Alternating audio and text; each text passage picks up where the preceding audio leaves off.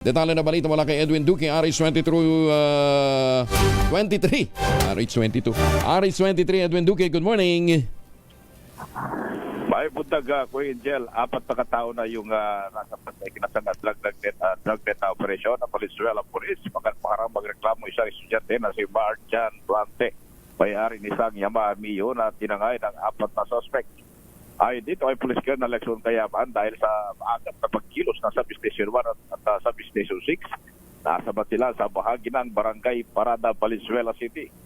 Nakilala ang pinaka-main target na suspect kasi Mark Anthony Ibanez alias at 3 pang lalaking suspect sa paglabag sa Republic Act 10883. Ito yung New Anti-Carnapping Act of 2016.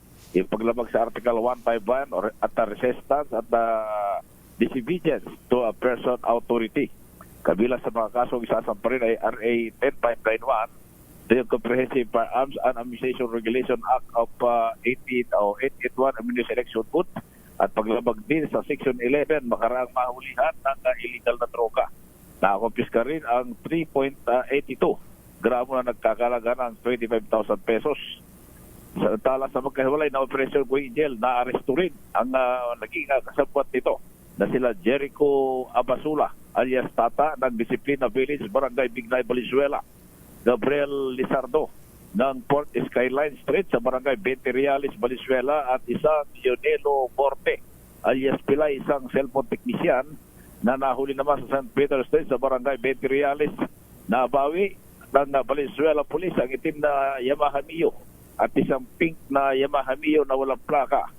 At ito yung ginamit ng suspect sa pagtakas kabilang na isang hindi lisensyado na baril at illegal na droga. Nagpaabot naman kanina ng pagsaludo itong CNPD Director Police Colonel Josepino Ligan sa mabilis na pagka-aresto sa 4 na suspect. RH23, Edwin Duque, nagulat sa Disa Resort sa Pilipinas, una sa Pilipino. Maraming salamat, Edwin.